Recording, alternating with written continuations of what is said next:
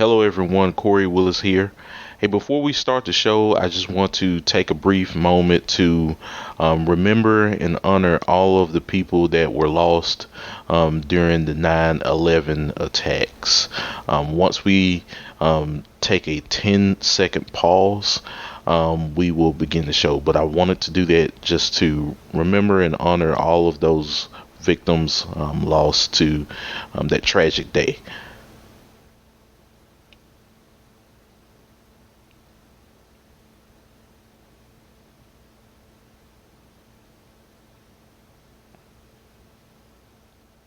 Thank you, everyone, again for listening to the show. Just wanted to take that moment to honor and remember all of those people that were lost. So, without further ado, here is episode 4 of the Breakdown Sportscast. What is going on, everyone? This is Kory Willis here, and you are listening to another edition of the Breakdown Sportscast.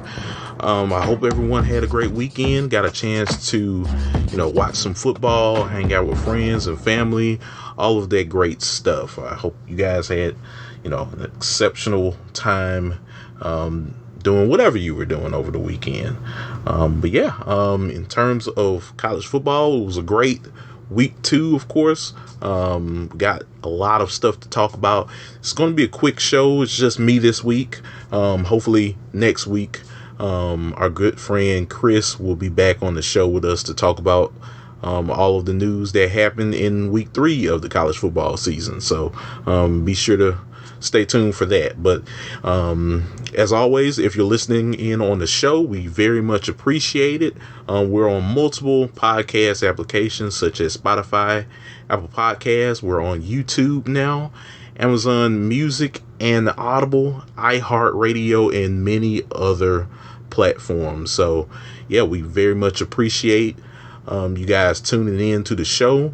Feel free to subscribe, like, dislike, all of that good stuff. It helps us know what we're doing, what we're not doing, and that feedback is very important for us as we look to grow the show over time. So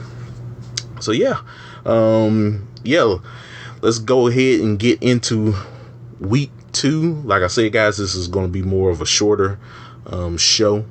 So unfortunately Chris isn't here, so just bear with me today. We'll get you guys out of here. Week 2 was one for the books. I'd say there was a lot of stuff that had happened over the weekend. We had Texas going to Tuscaloosa. The last time you'll see Texas taking on Alabama as a team that's a part of the Big 12, because next year they're going to be a part of the SEC conference. So we'll go ahead and start with that. Texas went to Alabama and they smashed Alabama. Who knew that UT was going to go down there and play as well as they did? And just hearing Sark's comments after the game and how proud he was with Quinn Ewers, man, you gotta really be happy for what Sark has done in his short time with the Longhorns, and getting them a victory like that. That's a big victory. But yeah, the Longhorns go into Tuscaloosa, take on the Tide. They defeated them 34-24. Quinn Ewers had a monster day. He was 24 for 38 with 349 yards through the air and 3 touchdowns, no interceptions. Jalen Milroe, he was 14 for 27, 255 yards through the air, 2 touchdowns, and he also threw 2 interceptions that were pretty much buzz killers. If you're Tide fans out there, overall, like, this was an excellent game.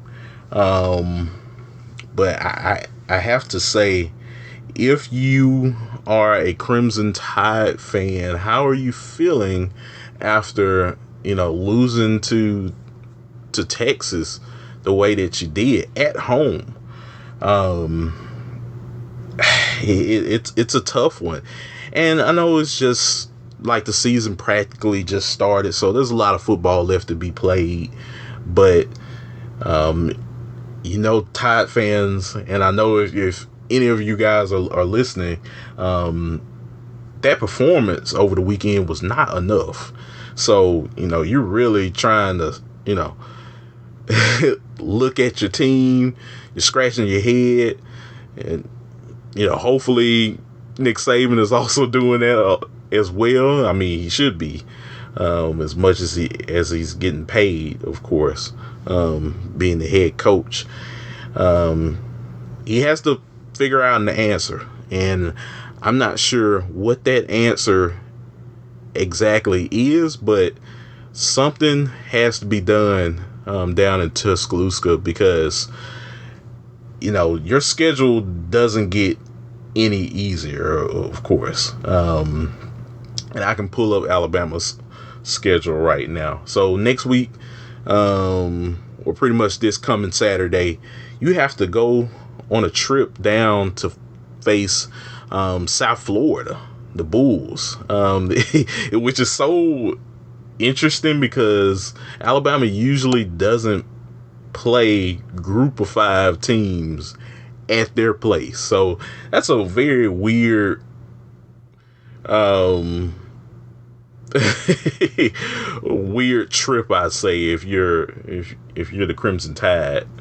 But hey, if you're a recruit and you're watching the Crimson Tide play this coming Saturday, why not? Maybe you can entice Nick Saban to take a chance on you, because right now things are not looking good for the Tide after that loss. Like I said, it's not looking good right now, but things can always change. So after that game, you have to pretty much face both Mississippi schools back to back. So Ole Miss will be first, and then you have to face Mississippi State. You have to go to Starkville, so that's going to be interesting. And then after that, you have to go face Jimbo Fisher and Texas A&M. We'll talk about them afterwards. So it's just a number of games that, honestly, they could be trap games. I mean, we don't know what Arkansas is going to be like later in the season, but it is KJ Jefferson, and they're a pretty solid team when they're in a rhythm. So you have them. You still have to face Tennessee, of course.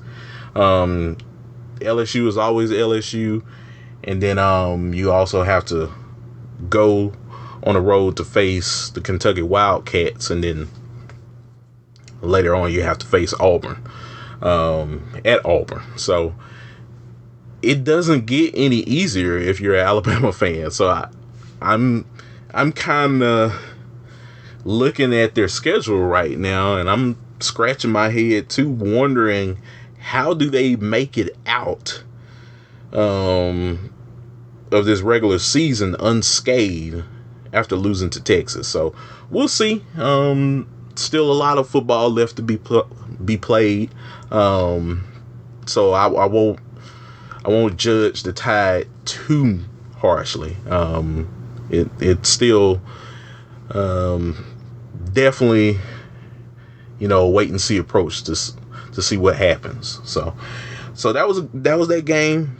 Like I said, I enjoyed it. It was a great game, and we'll see how the rest of the regular season goes for the Crimson Tide. But in terms of Texas, we'll go ahead and look at their schedule right quick, and then we'll go to some of the other games of the weekend, past weekend. So after that, they play Wyoming. Should be a W, of course. Have to go to Baylor. They should take care of Baylor just fine. I know Baylor played hard against Utah, but Texas should take care of Baylor. They have to play Kansas at home. The Oklahoma game, which is what we feel like is going to be one of the biggest tests, as always. Red River shootout. So that will be an interesting one to watch once that time comes. At Houston, they should be able to squeak out with a win against Houston, but we'll see.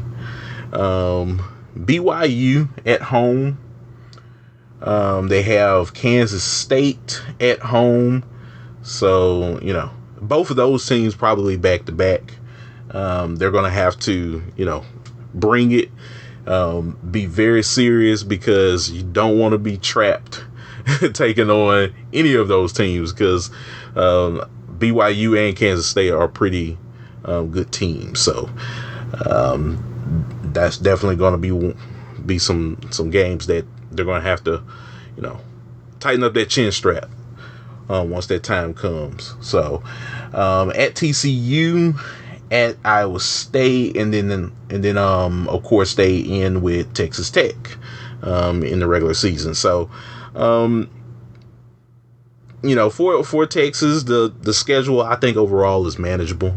But we'll see what happens with the Longhorns going forward. But I think taking care of Alabama does help with confidence levels, of course. So that can only help them throughout the season. They just have to finish. So we'll see. We'll definitely see if Texas finishes. But yep, that was Texas and Alabama. We'll go into the next game that I have for you guys. This game had happened earlier in the day. It was Nebraska. The Cornhuskers traveled all the way to Boulder, Colorado, to take on the Colorado Buffaloes, Coach Prime and his squad. Colorado is now ranked number 22. Well, they came into the game ranked number 22, but now they are ranked, I think, 18th. Now, so let me just check right quick, just to make sure. And they are. I was correct. Yep. So yeah. Nebraska travels to Boulder, takes on Colorado, gets manhandled 36-14. Shedeur Sanders had another big day, 31 for 42, 393 yards and 2 touchdowns. Colorado kind of started pretty slow. I will say Nebraska brought a lot of defensive plays to the forefront to kind of throw off Shedeur, I should say. So but overall, once Colorado kind of settled down, of course, that's when they really started to air it out throughout the day and really take control of the game. So it was a big day for Shedeur and his squad. Coach Prime and Shedeur had talked about comments that now head coach of Nebraska, Matt Rule, had to say about Deion Sanders. And they were not having it, of course. So they felt very disrespected, as coming from Shedeur and Deion to a point, and saying how Matt Rule had pretty much approached the week and what his thoughts overall about Deion being the head coach of Colorado. They were not they were not taking those comments lightly. So they definitely felt disrespected, and as a result, they got a W. They're 2-0 now, and they are taking on, I think, Colorado State this weekend. Yeah, Colorado State this weekend. So, yep. Right 18 in the AP poll and taking on Colorado State with a 2-0 record. So, hey, if you're a Buffaloes fan right now in Boulder or anywhere else around the world or country, you are excited right now to be a Colorado Buffaloes fan. So, Deion's really bringing the excitement. He's really bringing that swagger that wasn't there previously with the previous staff. And, you'll take any win any day after being 1-11 last year. So a big day for Deion and his squad. Next game, we got Texas A&M taking on Miami. Texas A&M lost this game 33-48. Connor Wegman, he was 31 for 53, 336 yards through the air, 2 touchdowns, and he threw 2 picks. Tyler Van Dyke, he had a great game. He was 21 for 30, 374 yards, and 5 touchdowns. Overall, I'd say about this game, Miami looked stout. They looked like a actual threat in the ACC. So, we'll definitely see what happens throughout the rest of the season with Miami. But they look good. As for Texas A&M, they just didn't pressure Tyler Van Dyke enough in this game. Like, they really didn't pressure him at all, and that's what really did A&M in, was not getting to the quarterback. They scored some points. If you're an A&M fan, I guess you can be pretty happy that way, that the offense, I guess, is somewhat working, but your defense didn't help out. Like, they didn't get any pressure on Tyler Van Dyke at all, which pretty much just made Mario Cristobal and their squad just say, like, hey, these guys aren't doing anything to us. Let's keep scoring, because they're not going to be able to catch up with us with the poorest defense that they have. So overall, that was pretty much how that game had went out. A&M is 1-1 now. I don't know what happens throughout the rest of the season with A&M. Is it just more of the same? Some people are saying that. We'll have to see. But overall, that was pretty much that game in a nutshell. So we'll have to see how the rest of the season fares with both teams. But congrats to the Hurricanes on their victory over the weekend. Other games that we had over the weekend, 2 more before I go ahead and talk about the other scores in the top 25. We got Ole Miss, number 20 Ole Miss over the weekend. They took on number 24 Tulane, the Green Wave. Ole Miss defeated Tulane 37-20. Jackson Dart, he was 17 for 27, 267 yards.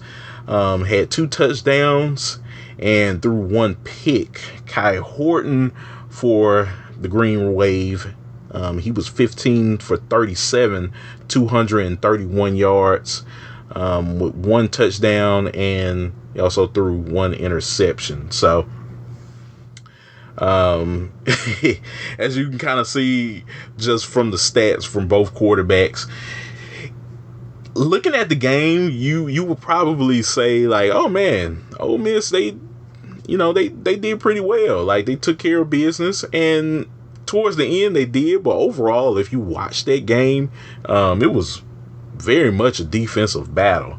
Both teams were really butting heads with each other. And it wasn't really much of a high-scoring game that initially I thought that it could have had been. I thought it was going to be like one of those shootout kind of games, but unfortunately it wasn't. But yeah, Ole Miss won. Quinshon Judkins, he had 18 carries, 48 yards, and 1 touchdown. Let's see. Mekhi Hughes, he had 23 carries, 92 yards, and a touchdown. I really like Mekhi Hughes for Tulane. I think he's going to be a really good player for them throughout the rest of the season.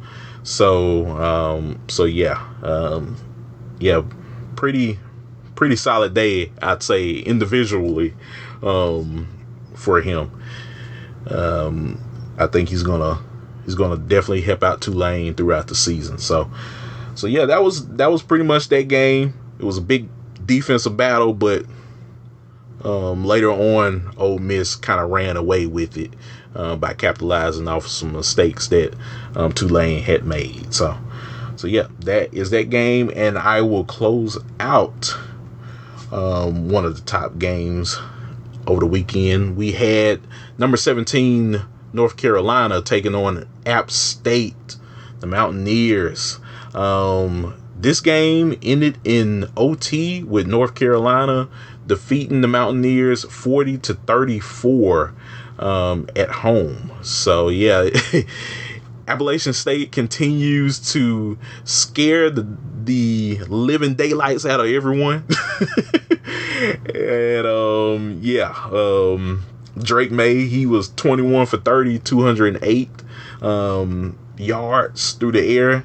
Didn't throw any touchdowns. But Omarion Hampton, his running back, he had 26 carries, 234 yards, and 3 touchdowns. So a really big day on the ground for Hampton. He was really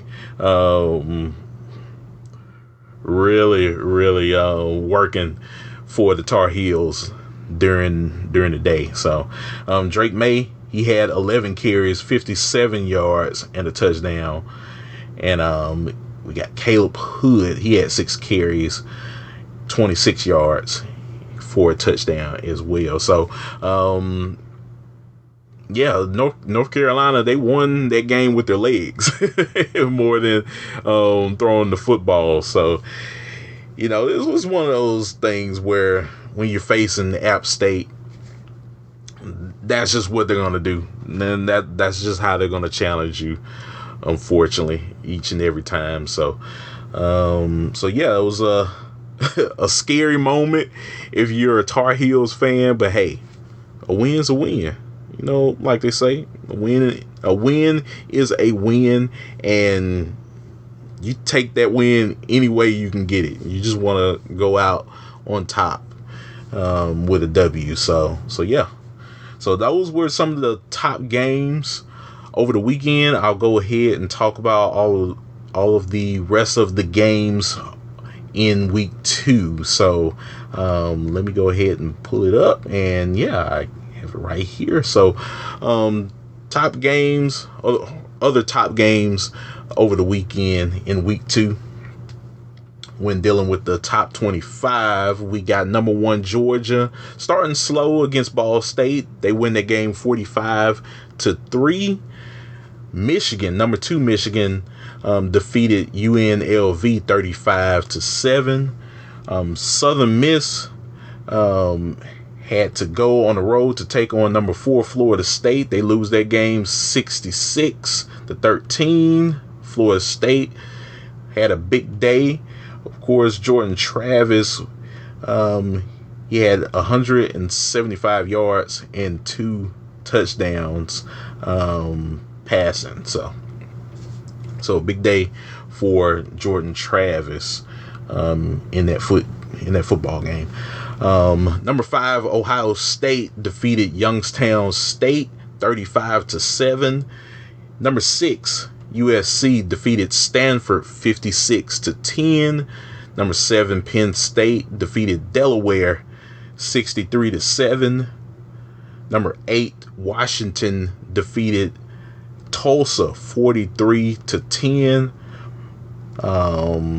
Michael Penix Jr., he had 486 yards, 3 touchdowns, and he threw for 1 interception. So that was pretty much the game for the Huskies. Overall, big day. They got the win, and pretty decent day for Penix Jr. Anytime you throw 409 yards, I'd say so. So the Huskies are rolling. Number 9, Tennessee defeated Austin Peay 30-13. We got. Oh yeah, this was it was a funny game right here. Number 10 Notre Dame had to travel all the way to take on NC State. They defeated them 45-24. They had to deal with a really bad thunderstorm that pretty much had them in a weather delay for an hour and a half, approximately about an hour and a half. So that was a good win for the Fighting Irish. Number 12, Baylor. Like I had mentioned Baylor earlier in the show, where they were really challenging Utah a lot in this game, to a point that I thought Baylor was going to, etch out with the victory. But number 12, Utah defeated Baylor 20-13 in that game. Sawyer Robinson, which is he came from Mississippi State as Will Rogers' backup. He had to come into that game this week. He had 218 yards and 2 interceptions, but he was really trying hard for Baylor to squeak out with a victory. But yeah, that's how that game had fared over the weekend. A couple of other scores. Number 13, Oregon defeated Texas Tech 38-30. That was a scare if you're a Ducks fan. You didn't really know how that was going to go, how that game was going to end, but Bo Nix and his squad took care of business. He had a pretty good day. He had 359 yards, 2 touchdowns. So Oregon, you escape. so you gotta keep winning, of course, because you know what's looming. You got prime time. You got Caleb Williams, defending Heisman champion. So you got a lot of work to do. But hey, like I said earlier, a win is a win any way you can get it. So we got number 14, LSU beating Grambling at home 72-10. Jayden Daniels, he had 269 yards and 5 touchdowns. Number 15, Kansas State defeated Troy 42-13. Kansas State advances to 2-0. Number 16, Oregon State defeats UC Davis 55-7. Number 18, Oklahoma defeated SMU 28-11. Washington State defeated number 19, Wisconsin at home 31-22. Washington State now advances to 2-0. So big shout out to the Cougars at Washington State. Number 21, Duke defeats Lafayette 42-7. And we will end with the rest of the top 25 scores of the week with number 25, Clemson defeating Charleston Southern 66-17. Cade Klubnik had 315 yards, 4 touchdowns, and he did throw for 1 interception. So yeah, that is all of the games, all of the rest of the games in the top 25 for week 2. So, a couple of FCS scores that I'll go over before we talk about our week 3 games and get you out of here today. We had Lehigh defeating Merrimack 14-12. This was Kevin Cahill's first win with the Mountain Hawks. He currently previously served as Yale's offensive coordinator. So big win for Coach Cahill and his squad. Bethune-Cookman defeated Savannah State 31-6. North Dakota defeated Northern Arizona 37-22. Jackson State defeated Southern 27-14 after losing last week against FAMU. Norfolk State 31.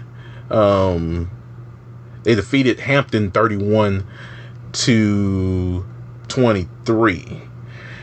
And the final game we have in FCS for the week, we got Miles College defeating Alabama State 21-17. So yeah, those are all of the scores for week 2, which now leads us into week 3 of the season. So we got LSU going on a trip to Starkville to take on the Mississippi State Bulldogs. So that should be a really great defensive matchup. I really want to see what Zach Arnett's defense does, what Will Rogers does, what Jayden Daniels does, and what Harold Perkins and his defensive squad does in this football game. So it's a big defining season builder if you're both teams, I should say. So this game is really big in terms of creating that spark that you need, getting momentum. So I definitely want to see how both teams fare in that game. So we have South Carolina taking on Georgia.